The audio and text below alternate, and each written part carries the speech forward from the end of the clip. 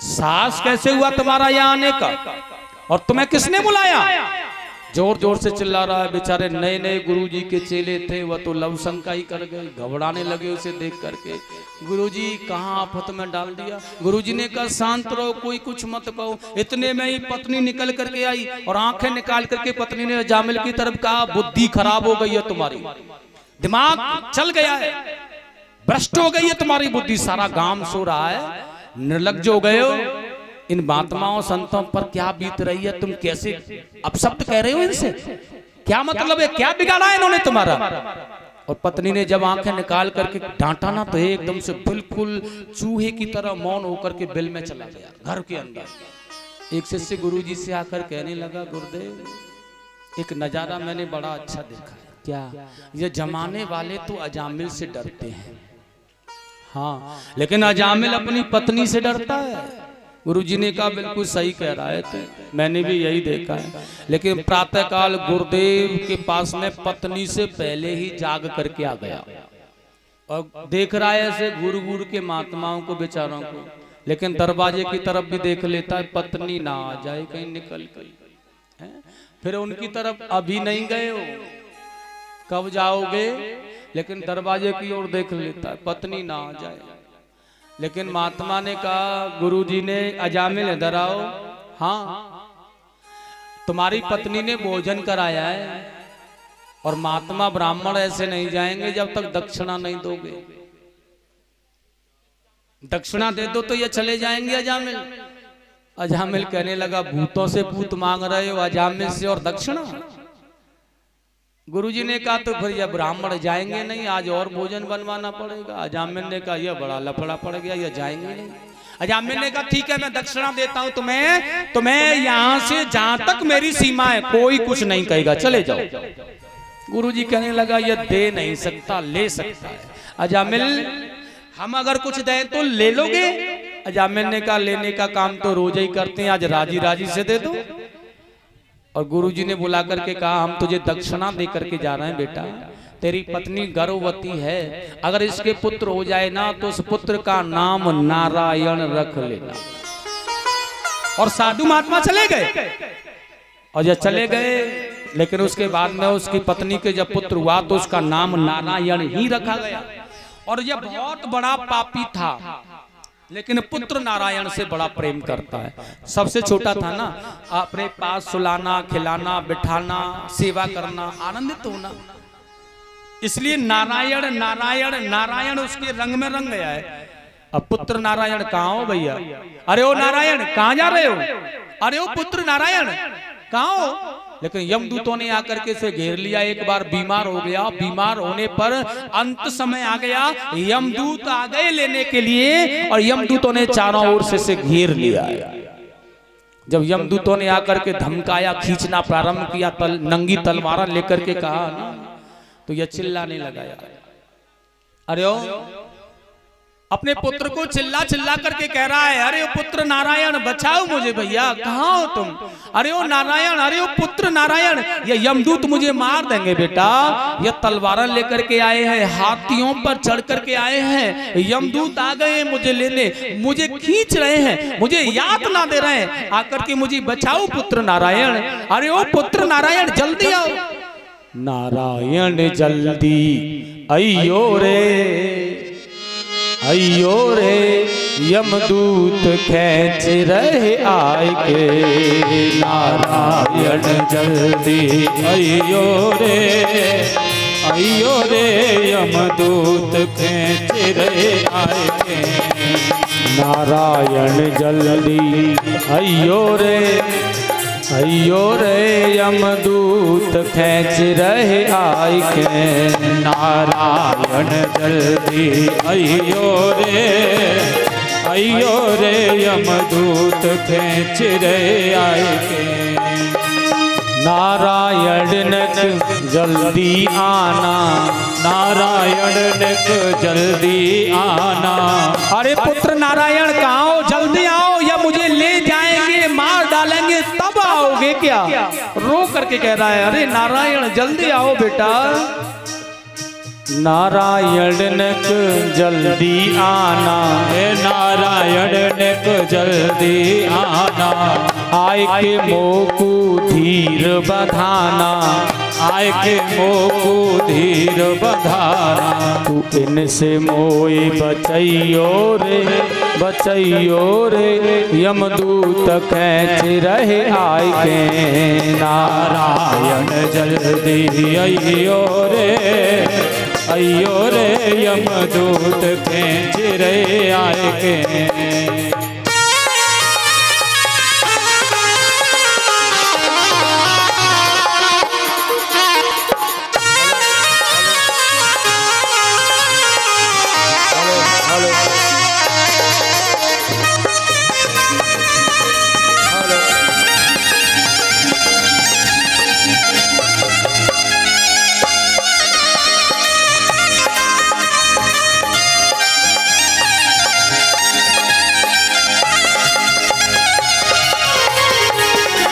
सुने नहीं नकली नारायण, सुने नहीं नकली नारायण, सुने नहीं नकली नारायण, सुने नहीं नकली नारायण, आए गए असली नारायण, आए गए असली नारायण, हाँ आए गए असली नारायण, आए गए असली नारायण। मेरे भैया मेरी बहना मेरे बाबा ओ मेरे दादा हरि गुण गयो रे, गयो रे, यमदूत खेच रहे आय के। नारायण जल्दी अयो रे, अयो रे, यमदूत खेच रहे आए के।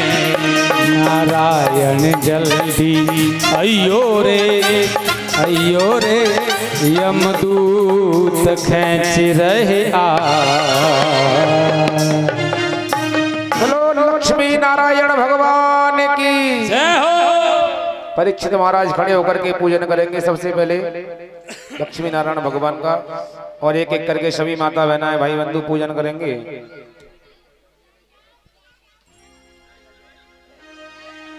देखिएगा विशेष बात का ध्यान रखेंगे आप, धीरे धीरे पूजन करना है सभी को, और उसके बाद में मैं जो बताने जा रहा हूं उस पर भी ध्यान देंगे।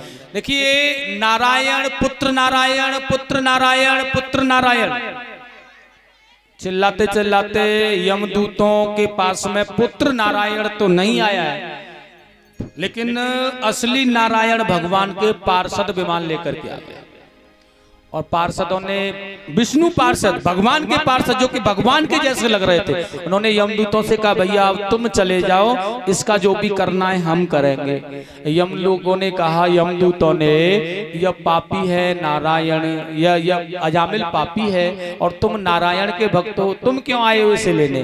लेकिन यह कहने लगे हैं तुम्हें दिख नहीं रहा है कि यह बार बार कह रहा है नारायण नारायण नारायण। यमदूतों ने कहा यह नारायण नारायण अपने पुत्र को बुला रहा है मदद के लिए, नारायण भगवान को नहीं बुला रहा है। लेकिन देखिए कितना सुंदर समाधान किया है, बुला तो रहा है ना, किसी को भी बुला रहा हो, लेकिन कह तो नारायण रहा है ना, इसलिए कितना सुंदर का है।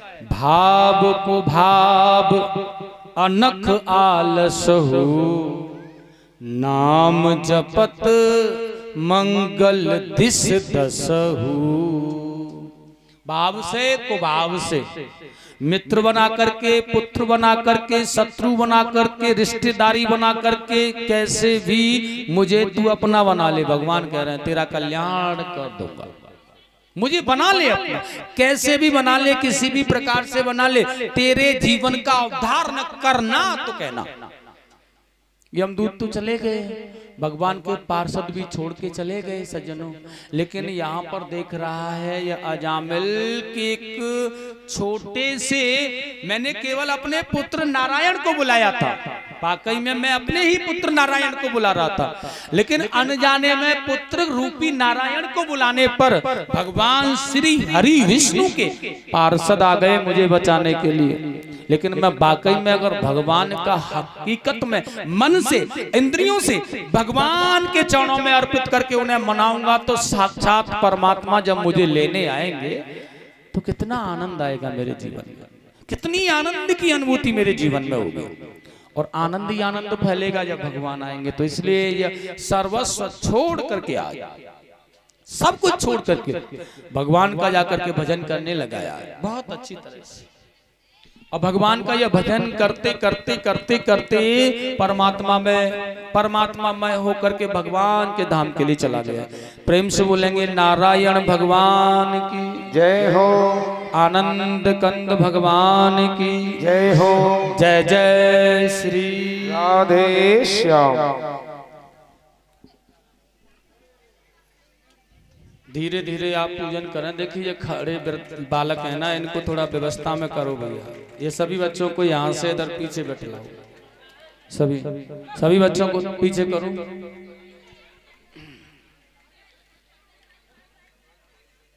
बड़ा सुंदर।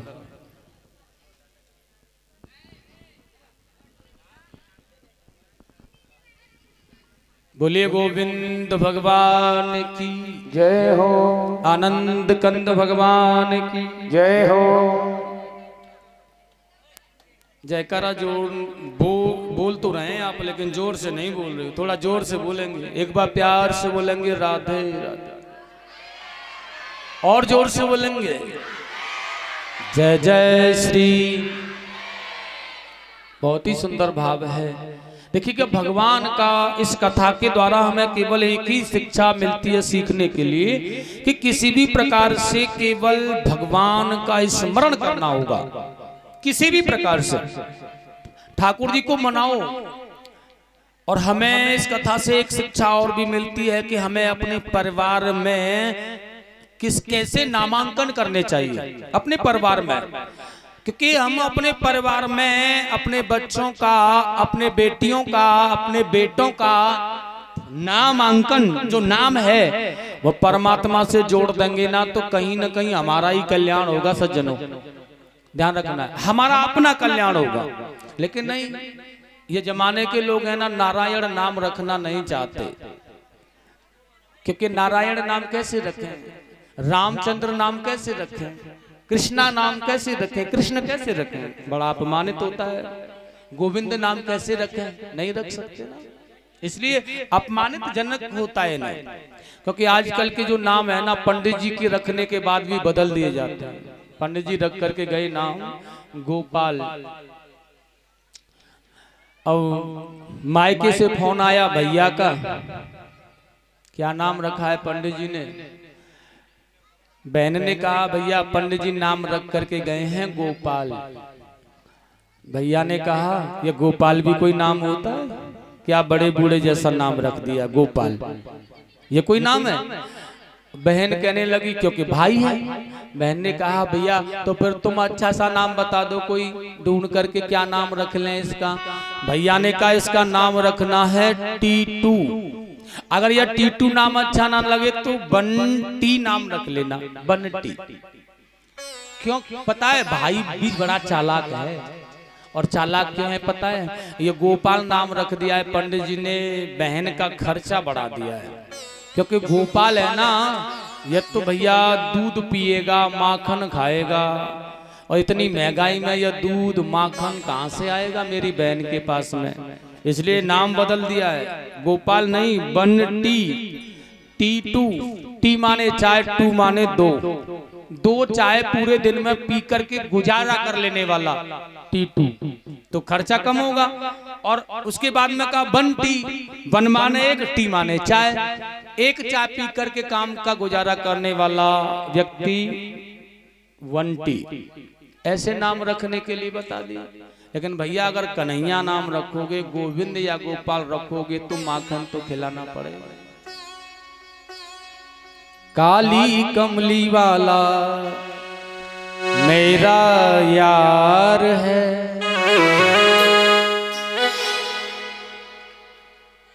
मेरे मन का मोहन तू दिलदार है।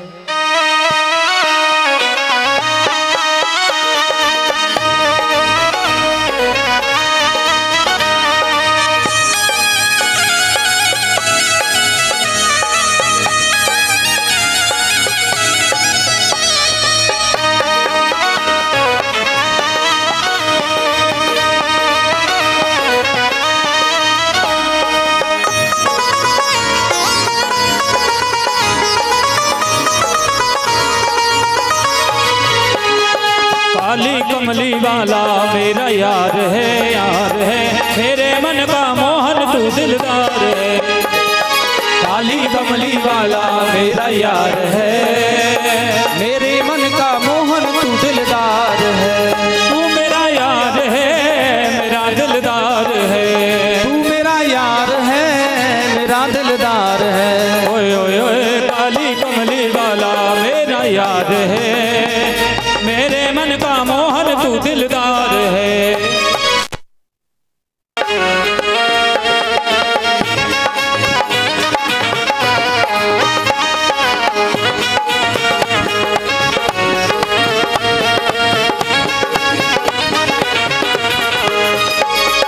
काली कमली वाला मेरा यार है, मेरे मन का मोहन तू दिलदार है। ओ काली कमली वाला मेरा यार है, यार है, मेरे दिल का मोहन तू दिलदार है।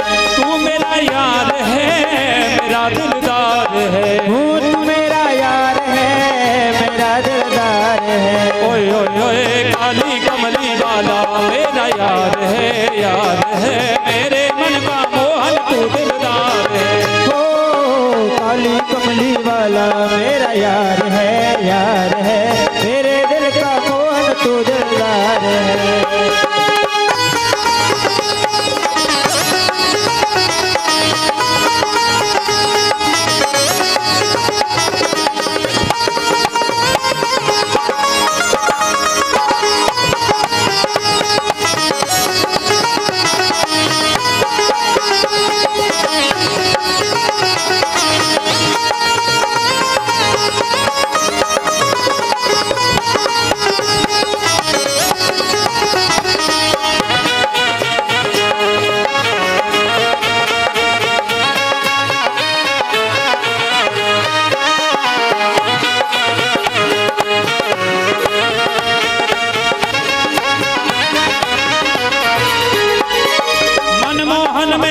दीवाना गाँव बस अब यही तराना, सब यही तराना, बस अब यही तराना। मनमोहन में तेरा दीवाना गाँव बस अब यही तराना, बस अब यही तराना, बस अब यही तराना। शाम सलोने तू मेरा रजवार है, वार है, मेरे मन का मोहन तू दिलदार है। ओ काली कमली वाला मेरा यार है, मेरे मन का मोहन तो दिलदार है।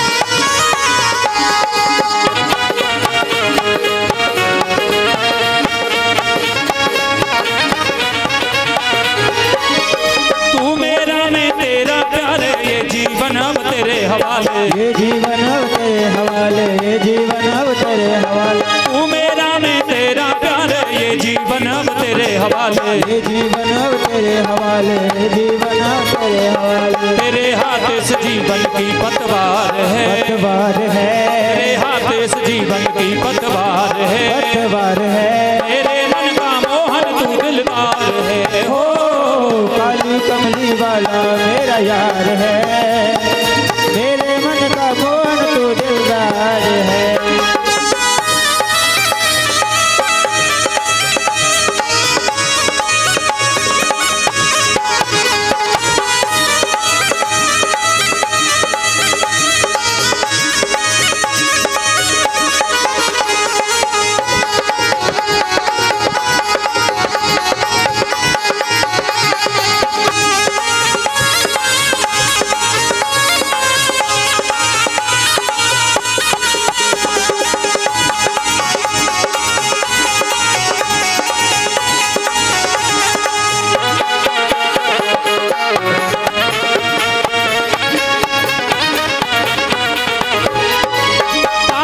प्रीत किए कहिया सा दर्द दिल दर्शन का प्यासा दर्द दिल दर्शन का प्यासा दर्द दिल दर्शन का प्यासा पागल प्रीत किए कहिया सा दर्द दिल दर्शन का प्यासा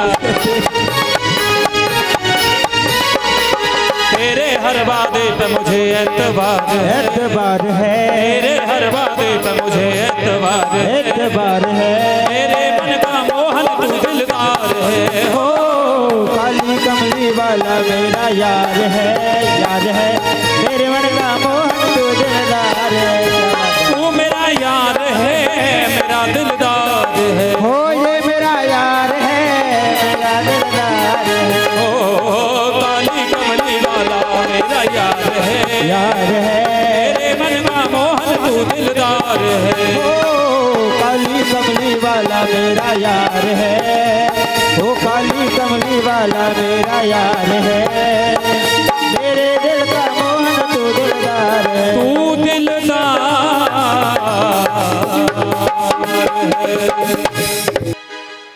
असली नारायण भगवान की प्राप्ति के लिए अजामिल ने सर्वस्व छोड़ करके भगवान का ध्यान किया। परम सदगति को यह प्राप्त हुई। बहुत ही आनंदमय, बड़े आनंद के साथ। आगे सुखदेव जी ने दक्ष प्रजापति के पुत्रों के विषय में प्रचेताओं के नाम से कहलाए उनके विषय का वर्णन किया। भृतासन उपाख्यान को श्रवण कराया और उसके बाद में बड़ा सुंदर कहा है महाराज। सुखदेव जी स्वामी ने कहा, राजन ये कश्यप जी महाराज की अनेक रानियां थीं, पत्नियां थीं, लेकिन इनमें अदिति के पुत्र देवता हुए हैं और दिति के पुत्र दैत्य हुए। जब 12 भगवान ने हिरणाक्ष का वध कर दिया पृथ्वी को जल के ऊपर स्थापित करने के लिए, तो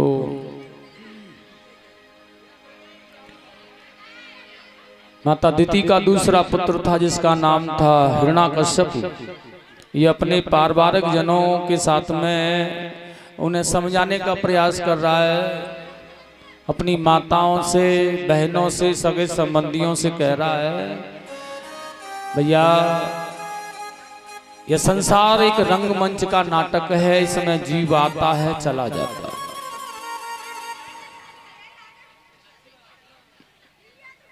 देखिए सभी भक्त शांति बनाएं कृपया, और ये इधर साइड में भाई खड़े हुए हैं, ये सभी पीछे हट जाएं या बैठ जाएं। इन बच्चों को हटाएं पीछे और सभी शांति बनाएं।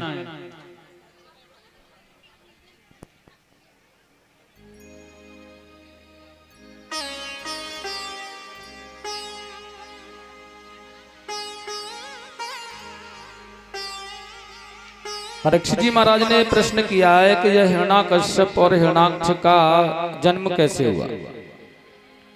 देखिए बड़ा सुंदर कहा है। बहुत वर्षों के बाद में कश्यप जी महाराज जब अपनी पत्नी दिति के आश्रम पर पधारे, तो देखिए कामनाओं से प्रेरित, वासनाओं की प्रतीक माता दिति ने अपने पति के वस्त्रों को खींचना प्रारंभ किया है। लेकिन आज कश्यप जी ने बहुत मना किया। देवी रुद्र का पहरा है और यह संध्या की बेला है। संध्या के समय भगवान रुद्र पहरा देते हैं। एक बात का और ध्यान रखना है, संध्या प्रहर होता है ना, दोनों वक्त जिसे कहते हैं मिल रहे होते हैं। संध्या के प्रहर में, संध्या जो बेला होती है, उस बेले में भगवान शंकर, भगवान महादेव, भगवान रुद्र भ्रमण करते हैं।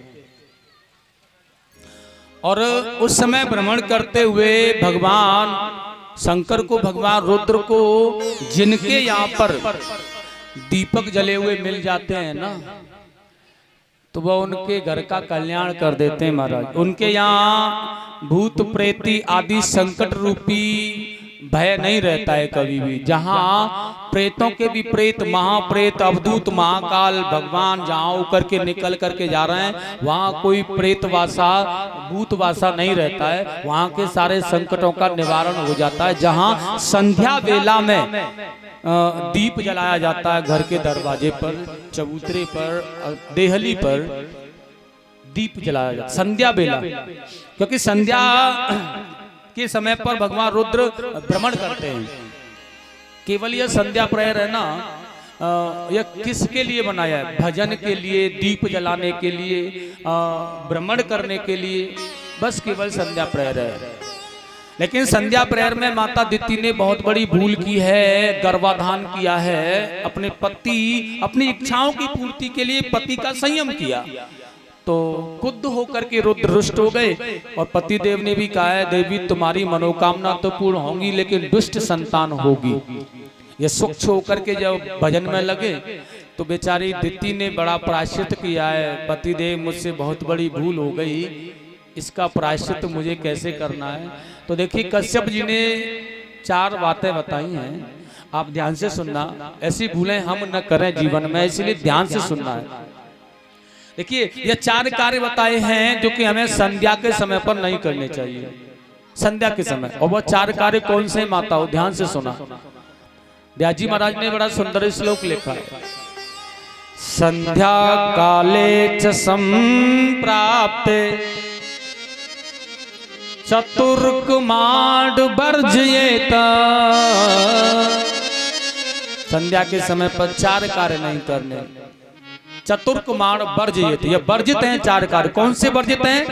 आहारे मैथुनम निंद्रा, हमें कभी भी संध्या के समय मैथुन का प्रयोग, मतलब पति पत्नी को, माता पिताओं को संयम रखना चाहिए, यह कदापि भूल नहीं करनी चाहिए। भोगों में लुप्त नहीं होना चाहिए, विषयों में लुप्त होना नहीं चाहिए। अगर संध्या के समय हम मैथुन करते हैं, अपने आप पर संयम नहीं कर सकते, तो दुष्ट संतान होने का भय होता है, जो कि कभी भी माता पिता की सेवा नहीं करेगी। पहला, आहारे मैथुनम निंद्रा स्वाध्याय विशेषतः, आहारे जायते व्याधि गर्भ दुष्ट मैथुने,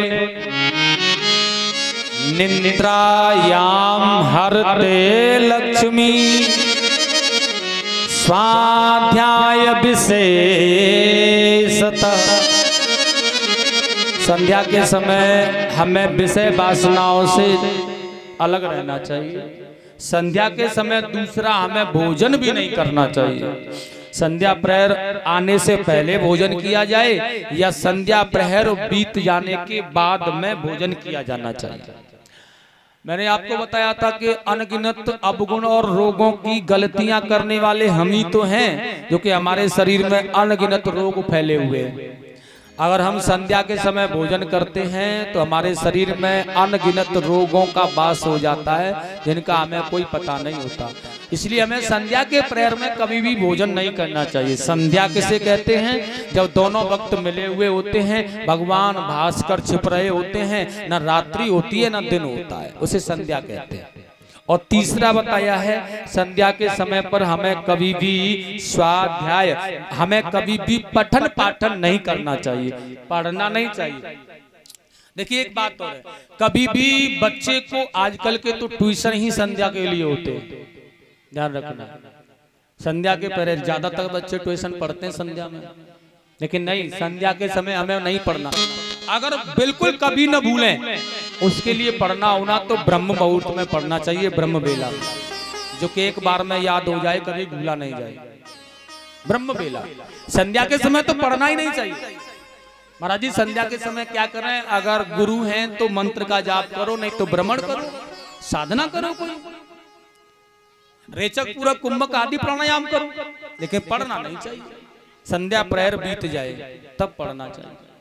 और देखिएगा उसके बाद में बताया संध्या प्रहर पढ़ने से क्या होता, भगवान रुद्र रूठ जाते हैं। और देखिए बुद्धि के विवेक के ज्ञाता भगवान रुद्र हैं, बुद्धि देने वाले, ज्ञान देने वाले। अगर यह रूठ ही जाएंगे तो फिर ज्ञान कहां से आएगा, बुद्धि कहां से आएगी।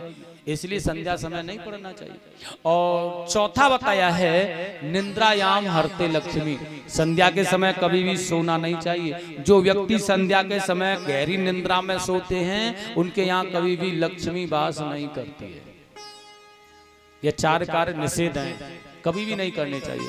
हर माता पिता को ख्याल रखना चाहिए इस बात का। संध्या समय अगर बेटा या बच्चे पढ़ रहे हैं या सो रहे हैं या भोजन कर रहे हैं तो कदापि नहीं, स्वयं भी हमें इस बात का ख्याल रखना चाहिए, तो बचे रहेंगे।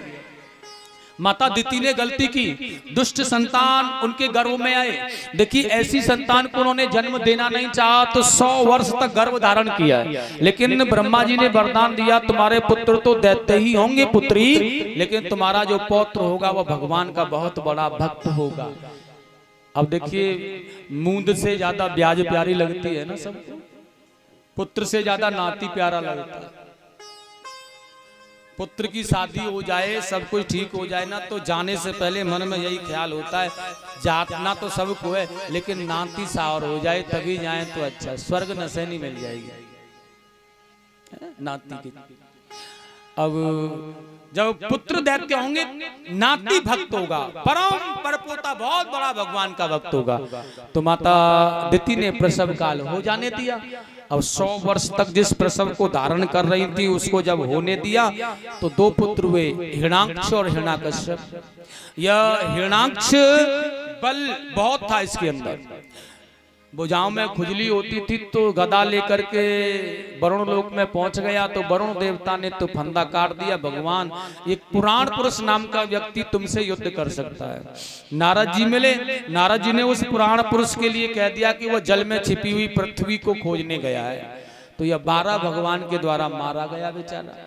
और जब 12 भगवान के द्वारा मारा गया तो हिरण्याकश्यप अपने परिवार जनों को समझा रहा है, हे माता पिताओं, यह संसार जीवन रंगमंच का एक नाटक है, इसमें जीव आता है और चला जाता है। आने वाले का सत्कार करो क्योंकि वह तुम्हारे पास आ रहा है। अतिथि देवो भव, स्वागतम वो महाभाग, आइए पधारिए, स्वागत करो। जाने वाले को जाने दो क्योंकि तुम चाहकर भी उसे रोक नहीं सकते हो। ठीक उसी प्रकार से एक दृष्टांत दिया है, माँ प्याऊ लगा करके जलपान पिलाने वाले व्यक्ति का कर्तव्य क्या है, ध्यान से सुनेंगे आप।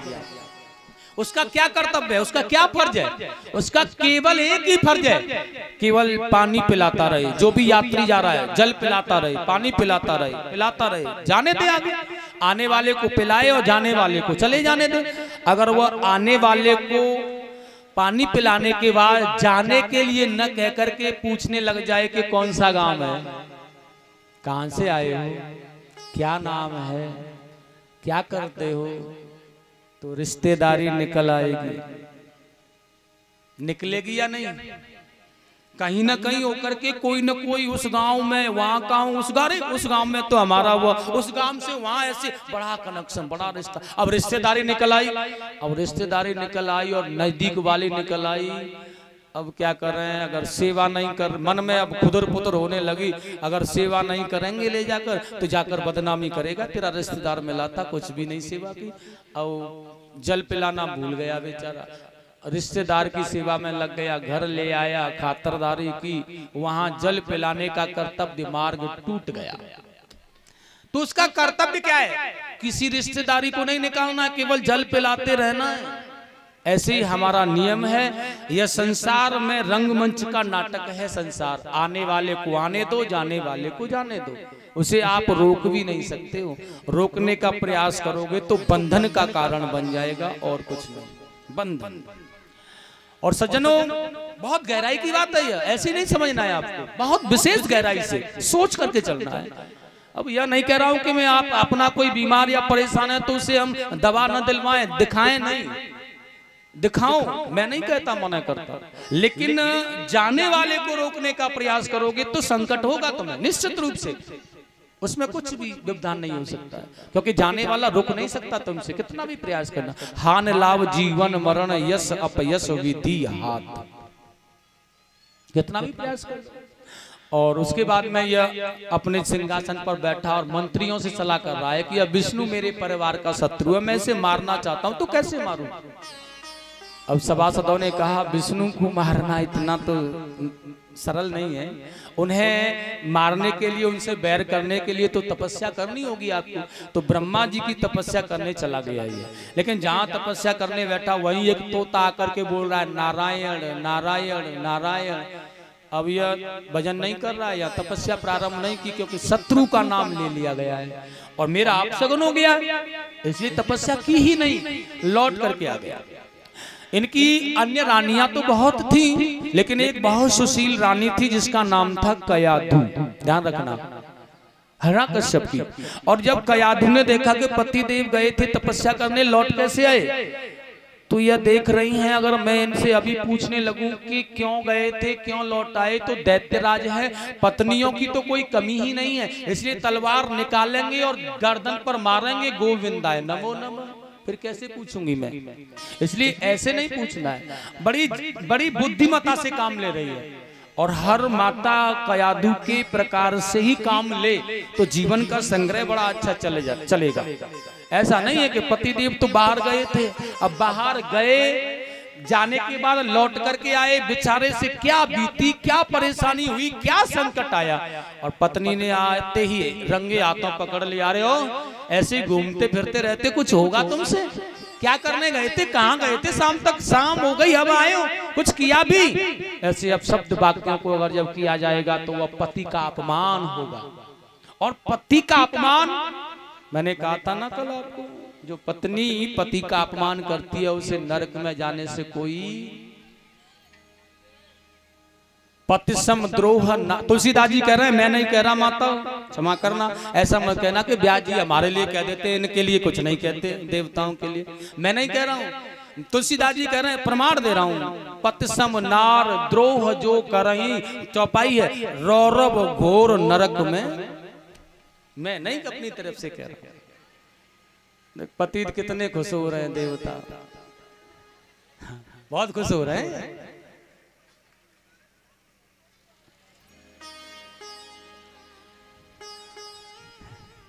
बोलिए राधे राधे। मैं तुमसे ध्यान से सुनो, मैं तो तुम्हें समझाने का प्रयास कर रहा हूँ। कयाधु के विषय में बता रहा हूँ। कयाधु ने क्या किया है, एकदम जैसे ही आया ना हिरण्यकश्यप, अपने पति को ठंडा जल पिलाया। अब ठंडा जल पी करके गर्म दिमाग या कोई परेशानी थी, थोड़ा शांत तो होगा कि नहीं, आप बताओ, होगा या नहीं होगा, थोड़ा सा तो कुछ तो शांति में, अब कुछ गलत तो किया नहीं है, ठंडा जल ही तो पिलाया है, गर्मी में धूप प्यास में आए, थोड़ा जल पिला दिया तो क्या हो गया, फर्ज भी है हमारा। और जल पिलाने के बाद हिरण्यकश्यप का पति का मन प्रसन्न हो गया। अब जब मन प्रसन्न हो गया ना, तो अपने साथ में लेकर के हाथ पकड़ के चली गई, और लेकर के जाकर के अनेक दासियां होने के बाद भी अपने हाथों से भोजन बना रही है। और देखिए, जो पसंद है ना पति को वही बना रही है। अगर किसी को मंगोड़े पसंद है तो वह बनाओ प्यार से, किसी को कचौड़ी पसंद है तो वह बनाओ, किसी को जो पसंद है ना वही बना के खिलाओ प्रेम से। और यह भी बड़ा सुंदर पकवान मिष्ठान बना करके अपने हाथों से गरम गरम परोस रही हैं, और अपने पास ही बिठा दिया चौका में, आसन लगा करके। और हिरण्यकश्यप भूखा तो था, प्रातः से गया था, बड़े प्रेम से खा रहा है। और खिलाते खिलाते एक बात कही, स्वामी तुम्हारे जैसा मैंने बलवान योद्धा सारे संसार में नहीं देखा है। पतिवित धर्म कहता है, पतिवित धर्म, पत्नी का सबसे बड़ा संयोग है ना वो पति है। और पति के विषय में अगर ऐश्वर्यता दिखा दी जाए पत्नी के द्वारा तो कोई बड़ी बात नहीं है, क्योंकि हर नारी का कर्तव्य है। और कयाधु गलत भी नहीं कह रही है, सही कह रही है कि क्योंकि उसके लिए तो उसका पति सर्वस्व है। लेकिन यह थोड़ा अभिमानी है ना, और अभिमानी के सामने ऐसी बात की जाए तो वह और फूल के लट्टू हो जाता है। हिरण्यकश्यप फूल करके बाहों को फैलाने लगा, वाह देवी तुमने मेरे मुंह की बात को छीन लिया, बहुत सुंदर कहा है, संसार में मेरे समान योद्धा तो कोई नहीं है। अब देखिएगा बुरी बात कहने जा रही हैं पत्नी, क्या कह रही हैं, जब संसार में तुम्हारे जैसा बलवान योद्धा नहीं है, जब ऐसा कहा कि मेरे जैसा कोई बलवान योद्धा ही नहीं है, तो कयाधु ने तुरंत बात को फेर दिया, तो फिर आप लौट करके कैसे आ गए। कितनी सुंदर बात है, देखिए। अब इस बात में रहस्य छिपा है, सारी बातें कह दी और कुछ भी नहीं कहा। अब सारी बात क्या कहती कि जब तुम इतने ही बड़े श्रेष्ठ बलवान हो तो लौट करके क्यों आ गए, तपस्या क्यों नहीं की? कितनी, लेकिन कयादू कह रही है इस बात को, लेकिन हिरण्याकश्यप अभिमानी है, नहीं समझा। लेकिन हिरण्याकश्यप कहने लगा देवी जब मैं वहां तपस्या करने बैठा तो वहां एक तोता करके कह रहा था नारायण नारायण नारायण नारायण। कयादू के मन को बड़ी शांति लगी है। नारायण, जो मेरा पति कभी भी भगवान का नाम ही नहीं लेता है, आज इतनी बड़ी कृपा हो रही है कि अपने मुख से बोल रहा है नारायण नारायण नारायण। अब तो फिर और ज्यादा प्रयास करना चाहिए नारायण नारायण बोलवाने का, क्योंकि नारायण तो जितनी बार बोला जाए उतना ही कम है, इसलिए प्रयास किया। स्वामी वह तोता क्या कह रहा था? अरे बताया तो था नारायण नारायण नारायण नारायण नारायण। अरे हाँ, तुम बता रहे थे कि जब तपस्या करने बैठे तो वह तोता कह रहा था नारायण नारायण। लेकिन सुनो, वहां पर वह तोता भी तो तपस्या कर रहा होगा नारायण नारायण की, लेकिन तुम दूसरे स्थान पर क्यों नहीं गए? हिरण्याकश्यप कहने लगा मैं दूसरे स्थान पर गया देवी, तो वह तोता वहां भी आकर मुझसे पहले बैठ गया और कहने लगा नारायण नारायण नारायण। तीसरे स्थान पर गया तो पहले ही चला गया नारायण नारायण। चौथे पर 5 में मैं स्थान बदलता गया, वह तोता मेरा पीछा करता गया और नारायण नारायण नारायण कहता रहा। कयादू ने कहा अच्छा मौका है आज, देखिएगा। शयन कक्ष में पहुंचा दिया, बिस्तर लगा दिया, बड़ा अच्छा। जाकर के अपना काम धाम करने के बाद पति के पास में आकर कहने लगी हाँ तो आप क्या कह रहे थे, वह तोता क्या बोल रहा था? कयादू ने कहा वह तोता कह रहा था, वह हिरण्याकश्यप कहने लगा देवी बताया तो था। अरे स्वामी मैं भूल गई हूँ, दोबारा बता दो क्या परेशानी है? अरे वह तोता कह रहा था नारायण नारायण। अब सुनो, कयादू माता फिर कह रही है मुझे पागल समझ लिया आपने, कहीं तोते बोलते होंगे। अब दिमाग चक्कर खाने लगा हिरण्याकश्यप का, वह तोता ही था क्या कुछ और था? याद करके देखा और कहा नहीं वह तोता ही था। वह कह रहा था नारायण नारायण नारायण नारायण नारायण नारायण नारायण, लगातार नारायण शब्द का उच्चारण करने लगा। और देखिए नारायण नारायण नारायण 108 बार मंत्रोच्चारण हो गया है। कयादू को गर्भाधान करने का शुभ अवसर मिला है। वो भूल नहीं की उन्होंने, वो चूक कदापि नहीं की है। और देखिए बड़ा सुंदर प्रातः काल अपने पति को बहुत सुंदर पूजन करके विदा किया है। वह तपस्या के लिए चले गए, लेकिन इनके गर्भ में एक भक्त की उत्पत्ति हो गई है। भगवान ब्रह्मदेव का हिरण्याकश्यप ने तप किया है और यहाँ देवता लोगों ने हिरण्याकश्यप की राजधानी को अस्त-व्यस्त कर दिया है। उसकी पत्नी को पकड़ के ले जा रहे हैं तो नारद जी ने छुड़ाकर आश्रम में ले गए। लेकिन यहाँ हिरण्याकश्यप की तपस्या पूरी हुई तो ब्रह्मा जी वरदान देने के लिए साथी आए। और देखिए ब्रह्मा जी ने क्या वरदान दिया है, हिरण्याकश्यप ने क्या मांगा है। हिरण्याकश्यप कहने लगा आप मेरी भक्ति से प्रसन्न है भगवान, तो मुझे यह वरदान दो जो मैं मांगना चाहता हूँ। ब्रह्मा जी ने कहा क्या मांगना चाहते हो? और ये बड़े सुंदर भाव में कह रहा आज वरदान मुझे तुम देते हो,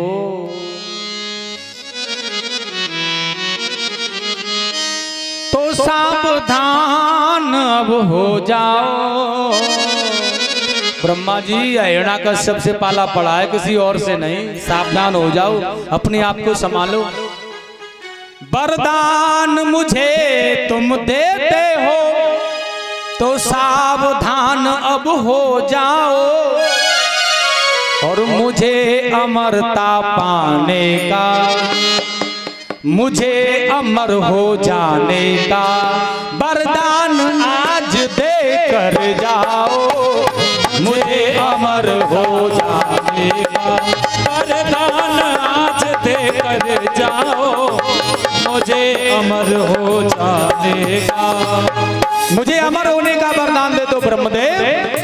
लेकिन ब्रह्मा जी ने कहा यह अमर होने का वरदान नहीं दे सकता मैं, बाकी कुछ भी मांग ले, यह मेरे हाथ में नहीं है, क्योंकि दुनिया में जो आया है उसे जाना पड़ेगा भैया। हिरण्याकश्यप कहने लगा तो फिर मुझे वरदान दो कि मैं किसी अस्त्र शस्त्र से न मारा जाऊं। दुनिया में ब्रह्मा की बनाई सृष्टि का कोई जीव मुझे न मार पाए, न दिन में न रात्रि में, न 12 महीनों में कोई महीना। और बड़ा सुंदर कहा है इसने,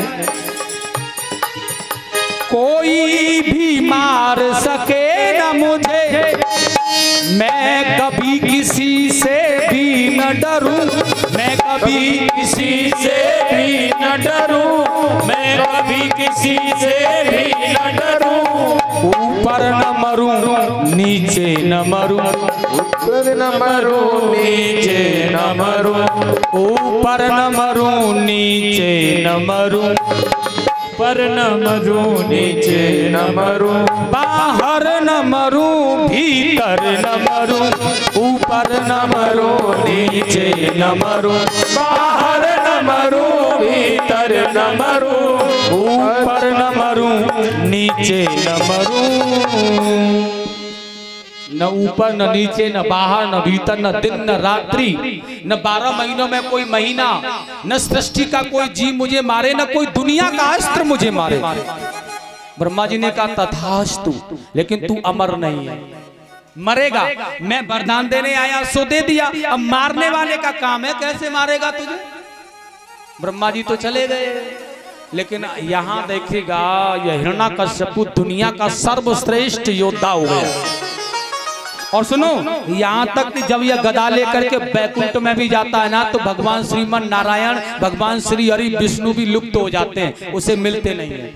रहते तो वो वही है, लेकिन दिखाई नहीं देते, मिलते नहीं। ढूंढने पर प्रयास देवता लोगों के पास जाता है तो वह भी भाग जाते हैं। दुनिया का सर्वश्रेष्ठ योद्धा हिरण्यकश्यप, और देखिए कितना बड़ा भगवान बन गया इस जमाने का। यह अहम अस्मि ब्रह्मा।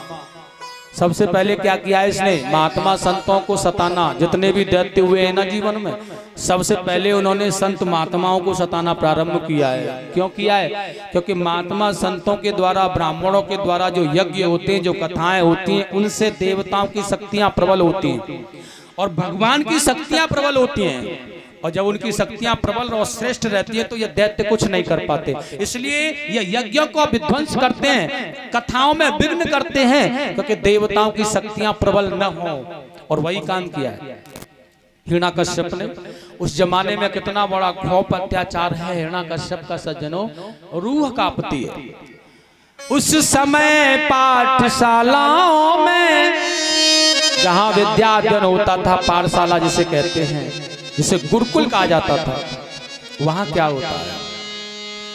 उस समय पाठशालाओं में और नरमांस पकाए जाते थे। जो मनुष्य हिरण्यकश्यप भगवान का नाम नहीं जप रहा है, उसको मार करके पका दिया जाता है। खा जाओ इसे मार करके। अहम अस्मि ब्रह्मा। भजन करो तो हिरण्यकश्यप भगवान का, यज्ञ करो तो हिरण्यकश्यप भगवान का, और पूजन करो तो हिरण्यकश्यप भगवान का करो।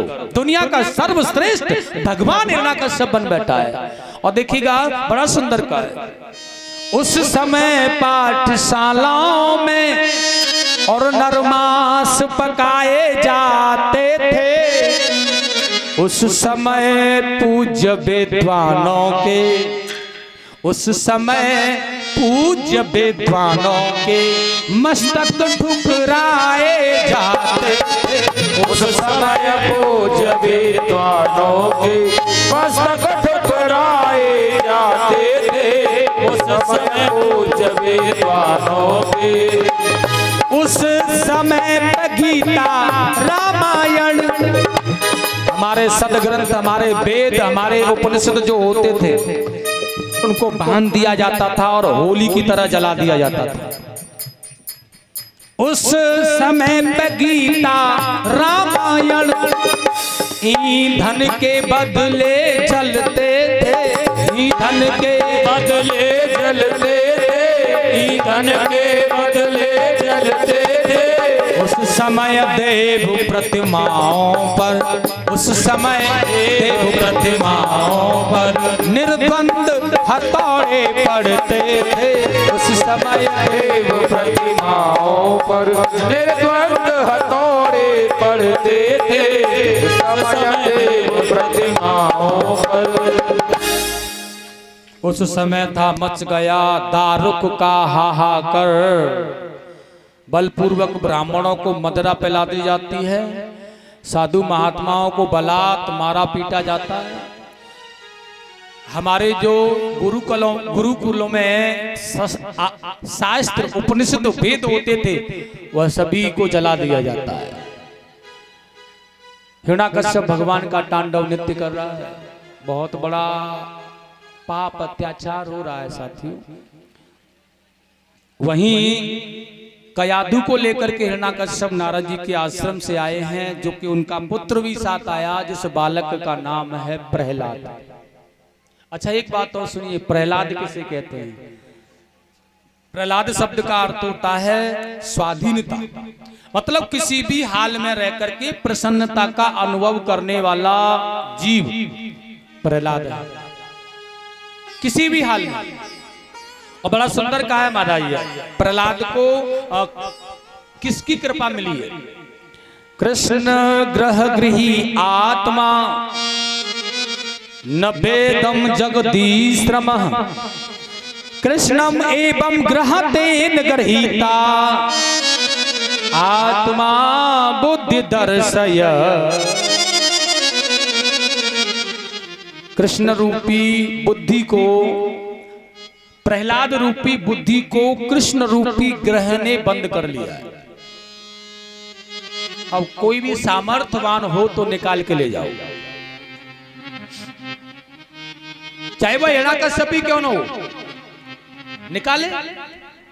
एक दिन जब प्रहलाद घूम रहा था तो हिरण्याकश्यप की नजर पड़ गई इस पर, बड़े प्यार से कहा, बालक को अति प्यार से गोद लिया बैठा, पूछा तुम्हें संसार में है किससे अति प्यार? भैया बेटा तुम्हें कौन अच्छा लगता है? अगर आज के बालक को पूछो, गोद में 5 वर्ष की अवस्था है प्रहलाद की, अगर पूछा जाए आज के बालक को कौन प्यारा लगता है, तो जिसके जेब का नोट बड़ा है वही प्यारा लगता है। अगर माताजी के जो नोट बड़ा है ना, तो उससे बड़ा पिताजी ने दिखा दिया तो वहां चला जाएगा, और उससे बड़ा दादाजी ने दिखा दिया तो उधर भाग जाएगा, क्योंकि ये माया मय है, संसार का जीव माया से वंचित नहीं है। लेकिन प्रहलाद को पूछ रहे हैं तुझे कौन प्यारा लगता है, तो प्रहलाद जी क्या कह रहे हैं कि तुम भी जपो हरि भजन और छोड़ो झगड़े खामा खाम के, और हरि भजन ही तारण तरण दर्शन मिलेगन। पिताजी दुनिया को छोड़ के मेरे प्रभु का ध्यान करो, आनंद मिल जाए। और बड़ा सुंदर कहा है इसने, हरि को नाम सदा सुखदायक। मुझे क्या अच्छा लगता है मैं बता रहा हूं अपना, अरे नाम प्रभु को है शांतिदायक, अरे बाबू अपने चित्त धरो। पिताजी मेरे प्रभु का नाम है शांतिदायक, शांति देने वाला, उसे अपने चित्त में धर लो, विघ्न कट जाएंगे। और जो चाहो भव बंधन काटन, अगर दुनिया के बंधनों को काटना चाहते हो तो क्या करना है?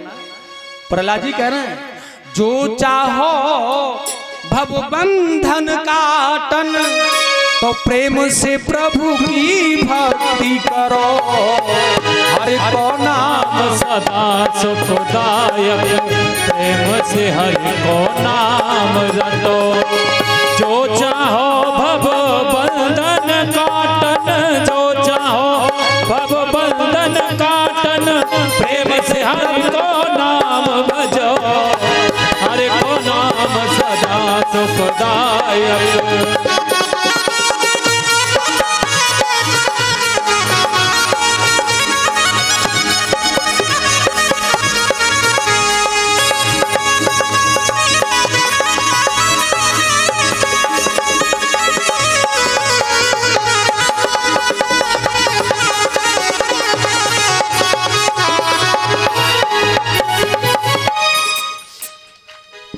और कहा बड़ा सुंदर प्रहलाद जी ने, पिताजी पूज्य पिताजी क्या प्रिय मुझको, मन का भजन प्यारा है मुझको। पूज्य पूज्य पिताजी क्या प्रिय मुझको, मन का भजन प्यारा है मुझको। पूज्य पिताजी क्या प्रिय मुझको, मन का भजन प्यारा है मुझको। मन का भजन प्यारा है मुझको, मन का भजन प्यारा है मुझको। उनको नाम प्रेम से गायो, उनको नाम प्रेम से गायो, वो नर पार भयो। हर को नाम सदा सुखदायक, बाबू अपने चित्त धरो।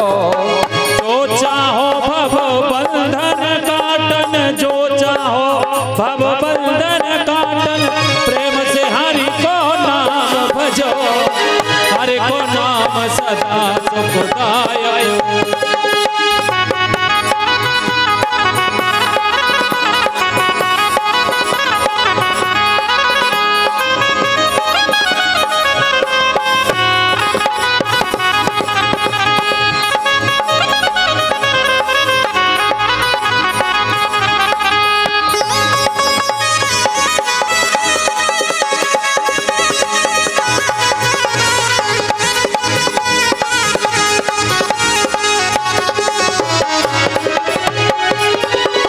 और कहने लगे प्रहलाद पिताजी, नवदा भक्ति तरण तारण है और न कोई किनारा है। नवदा भक्ति तरन तारण है और न कोई किनारा है। नवदा भक्ति तरण तारण है और न कोई सहारा है। और न कोई सहारा है, और न कोई सहारा है। भवसागर से पार करेंगे, नाम प्रभु का सहारा है। ओ भवसागर से पार करेंगे, नाम प्रभु का सहारा है। भवसागर से पार करेंगे, नाम प्रभु का सहारा है। भवसागर से पार करेंगे, नाम प्रभु का सहारा है। आठों याम ये नाम प्रभु को, आठों याम ये नाम प्रभु को, सुमिरन करके भव से तरो। हरि को नाम सदा सुखदायक, बाबू अपने चित्त धरो। अरे जो चाहो भव बंधन काटन, जो चाहो भव बंधन काटन, प्रेम से हरि को नाम भजो, हरि को नाम सदा सुखदायक, जाको अपने चित्त धरो। हरि को नाम सदा सुखदायक, बाबू अपने चित्त धरो। हरि को नाम सदा सुखदायक, बाबू अपने चित्त धरो। हरि को नाम सदा सुखदायक, बाबू अपने चित्त धरो। केवल एक ही सारा है। हिरण्याकश्यप ने कहा, इसे ले जाओ भैया पकड़ के। गुरु संडामर थे बुला करके कहा, इसे हमारे पाठशाला में जो शिक्षा होती है वो सिखाओ। अब तो महाराज जी शिक्षा सीखने के लिए चले गए, लेकिन उन्हें कौन सिखाए जो कृष्ण रूपी ग्रह में बंद है। गुरुजी ने बहुत प्रयास किया पढ़ाने लिखाने का, लेकिन प्रहलाद की बुद्धि पर कोई भी असर नहीं हुआ। कुछ महीनों के बाद में प्रहलाद जी को फिर बुलाया गया राजमहल में, और हिरण्याकश्यप ने कहा, बेटा कितने पाठ पढ़ करके याद कर लिए? तो हिरण्याकश्यप को सुना रहे हैं प्रहलाद, मैंने 9 पाठ पढ़ करके घोट करके पी लिए पिताजी। और वह कौन से हैं? प्रथम भगत संतन कर संगा, दूसरे रत्मम कथा नवदा भक्ति, श्रवणम कीर्तनम विष्णु स्मरणम पाद सेवनम, अर्चनम वंदनम दास्य संख्य मात मन निवेदनम। यह 9 प्रकार की भक्ति पी ली है मैंने घोट करके। अब तो देखा है हिरण्याकश्यप ने, यह नहीं सुधरेगा। अरे दुष्ट मम शत्रु के गाता गीत बनाए, काल चढ़ा तेरे शीश पर अब ना कोई उपाय। इसे पकड़ो और ले जा करके मार डालो भैया। पावक बैरी रोग ऋण से सहु राखिए नाय, यह थोड़े से बढ़ो बहु कोटि यतन से जाए। इसे मार डालो। मारने का प्रयास कर रहे हैं, देखिएगा। पासनी सो बांध के अगाध नीर बोरी राखे, तीर तलवारों से यह मार मार हारे हैं। गिर से गिराए दयो डरपो न नेक यह, तब मत बारे भारे हाथी नीचे डारे हैं। फिर सिर और ले अग्नि माए जा रे यह, और पीछे भीड़ ये लगाए नाग कारे हैं। भावते के प्रेम में मगन कछु जाने नहीं, ऐसे प्रहलाद पूरे प्रेम मत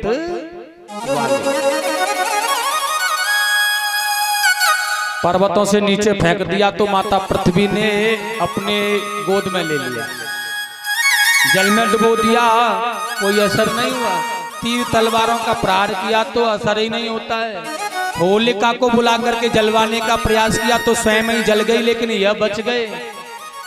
काले काले नागों से डसवाया तो कोई असर नहीं करता, विष हाथियों के नीचे डाल दिया फिर भी नहीं मरने में आए।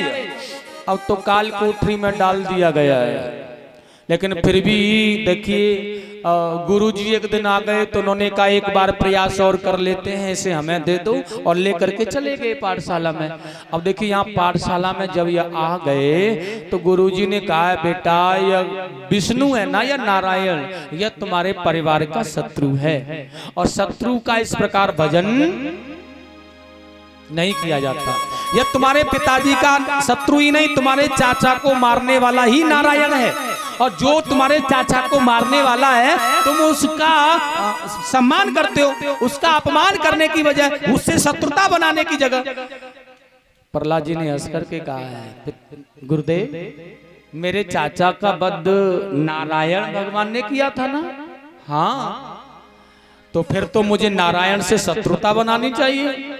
हाँ, यही तो समझाना चाह रहे हैं। लेकिन प्रहलाद जी ने कहा है गुरुदेव मेरे चाचा का वध नहीं, मेरे पिताजी का वध भी नारायण ही करेंगे। और सुनो, मेरे पिताजी का वध ही नहीं, मेरा वध भी नारायण करेंगे, और गुरुदेव आपका वध भी नारायण करेंगे। जगत मात्र का वध नारायण ही तो करते हैं। जब सबका वध नारायण को ही करना है तो फिर शत्रुता किस बात की? वही पालनहार हैं, वही संहार करने वाले हैं। जब वही सब कुछ करने वाले हैं तो हम दोषी क्यों?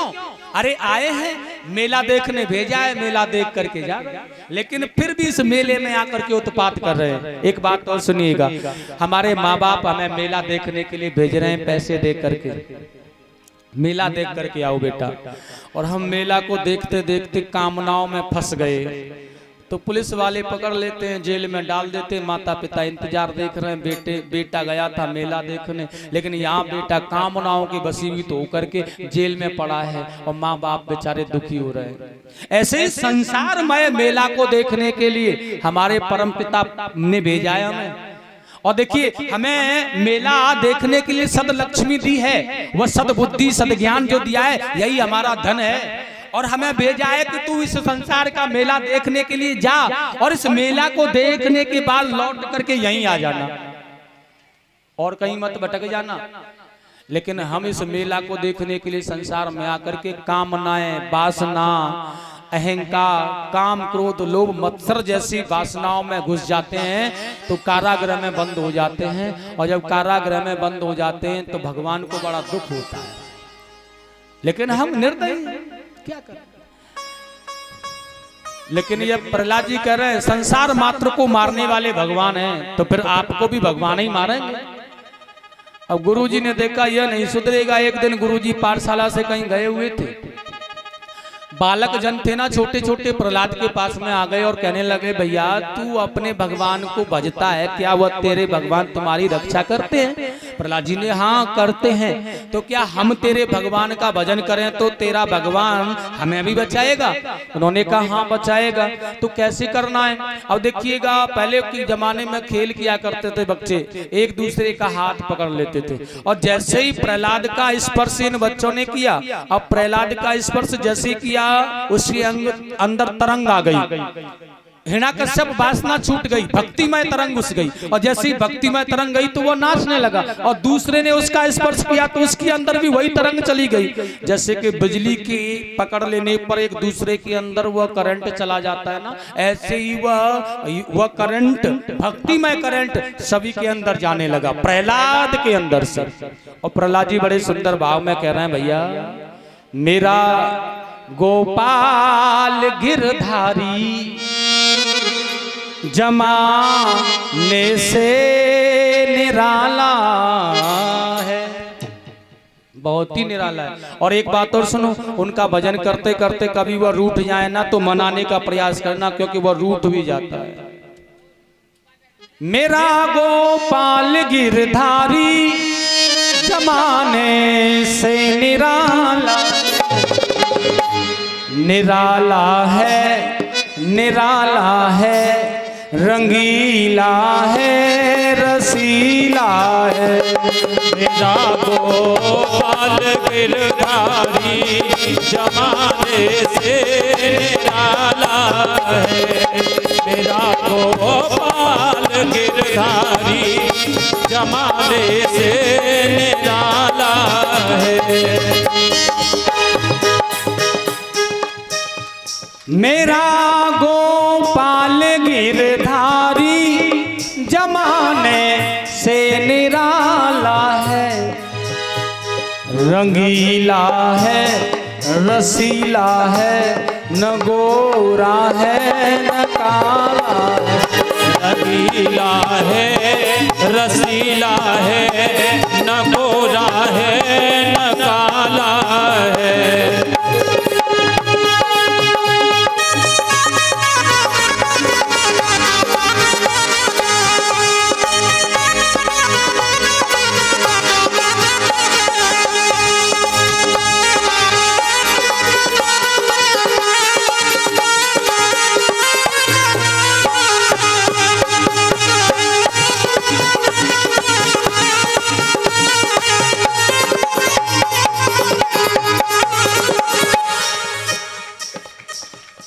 कभी वह रूठ जाता है, कभी वह मुस्कुराता है, कभी वह रूठ जाता है, कभी वह मुस्कुराता है, कभी वह रूठ जाता है, कभी वह मुस्कुराता है, कभी वह रूठ जाता है, कभी वह मुस्कुराता है। तो इसी खातिर तो यशोदा माँ ने पाला है, इसी नारों की खातिर तो यशोदा माँ ने पाला है। मेरा गोपाल गिरधारी जमाने से निराला है, मेरा गोपाल गिरधारी जमाने से निराला है। बहुत अच्छी तरह से गुनगुना रहे थे, भजन कीर्तन में लगे थे ये, लेकिन उसी समय गुरुजी अपने शिष्यों के साथ में आ गए। और जैसे ही गुरुजी आए, देखा प्रहलाद तो सभी को नचा रहा है, सभी को अपने जैसा बना लिया इसने, इसलिए गुरुजी ने अपने एक शिष्य से जाकर के कहा, इसे जाकर के छुड़ा दो, अगर यह खबर महाराज के पास में पहुंच गई ना तो बहुत अनर्थ हो जाएगा। लेकिन जैसे ही वह शिष्य भाग करके गया प्रहलाद के पास में, और जैसे ही प्रहलाद को उसने पकड़ा, वह भी नाचने लगा है। और क्या कह रहा है पता है? मोहे लागी लगन हरि दर्शन की, मोहे लागी लगन हरि दर्शन की मोहे लागी। गुरुजी राधे राधे। अब तो मन में एक ही बात है केवल, क्या? अरे मोहे लागी लगन हरि दर्शन की, मोहे लागी, हाँ मोहे लागी लगन हरि दर्शन की मोहे लागी। ओ हरि दर्शन की, ओ हरि दर्शन की, प्रभु परसन की, प्रभु परसन की, हरि दर्शन की, हरि दर्शन की, ओ प्रभु मोहे लागी लगन हरि दर्शन की रे मोहे लागी मोहे लागी लगन हरि दर्शन की रे मोहे लागी। हाँ मोहे लागी लगन हरि दर्शन की रे मोहे लागी मोहे लागी लगन हरि दर्शन की रे मोहे लागी। गुरुजी ने देखा गड़बड़ हो गया, इसे भेज दिया। अब गुरुजी दो थे, एक संत एक मंड, या शुक्राचार्य जी के पुत्र थे, इसलिए इनमें से एक गुरुजी गए भाग करके, और जैसे ही गुरुजी ने वह पकड़ा प्रहलाद, वह गुरुजी भी नाचने लगे। और यह नाचते नाचते क्या कह रहे हैं, बड़ा सुंदर गा रहे हैं आज। प्रभु जी मेरी नैया के नारे लगा दो, प्रभु जी मेरी नैया के नारे लगा दो, प्रभु जी मेरी नैया के नारे लगा दो, प्रभु जी मेरी नैया के नारे लगा दो। और किनारे लगा दो तुम पार लगा दो, किनारे लगा दो तुम पार लगा दो, किनारे लगा दो हाँ पार लगा दो, किनारे लगा दो हाँ पार लगा दो। प्रभु जी मेरी नैया के नारे लगा दो, प्रभु जी मेरी नैया के नारे लगा दो। प्रभु की लगाई प्रहलाद की लगाए दई, प्रभु की लगाई प्रहलाद की लगाए दई, प्रभु की लगाई प्रहलाद की लगाए दई, प्रभु की लगाई प्रहलाद की लगाए दई। हमारी भी नैया के नारे लगा दो, हमारी भी नैया के नारे लगा दो, प्रभु जी मेरी नैया के नारे लगा दो, प्रभु जी मेरी नैया के नारे लगा दो, हरि जी मेरी नैया के नारे लगा दो, हरि जी मेरी नैया के नारे लगा दो। अब तो दूसरे वाले गुरुजी देख रहे हैं या तो पागल हो गया है, उसने कहा मैं ही जाकर छुड़ाऊंगा इनको। अब ये अभी मंड गए थे, लेकिन संत ने जाकर जैसे ही प्रहलाद को पकड़ा, अब तो यह भी नाचने लगे, और जैसे ये नाचने लगे ना तो जोर जोर से कह रहे हैं, अब नाए छूटे राम धुने लागी, अब नाए छूटे राम धुने लागी, अब नाए छूटे राम धुने लागी, अब नाए छूटे राम धुने लागी। अरे राम धुने लागी श्री कृष्ण धुने लागी, राम धुने लागी श्री कृष्ण धुने लागी, राम धुने लागी गोपाल धुने लागी, राम धुने लागी गोपाल धुने लागी। अरे अब नाए छूटे राम धुने लागी, अब नाए छूटे राम धुने लागी, हाँ अब नाए छूटे राम धुने लागी, अब नाए छूटे राम धुने लागी। श्री कृष्ण गोविंद हरे मुरारे, श्री कृष्ण गोविंद हरे मुरारे, हे नाथ नारायण वासुदेवा, हे नाथ नारायण वासुदेवा, हे नाथ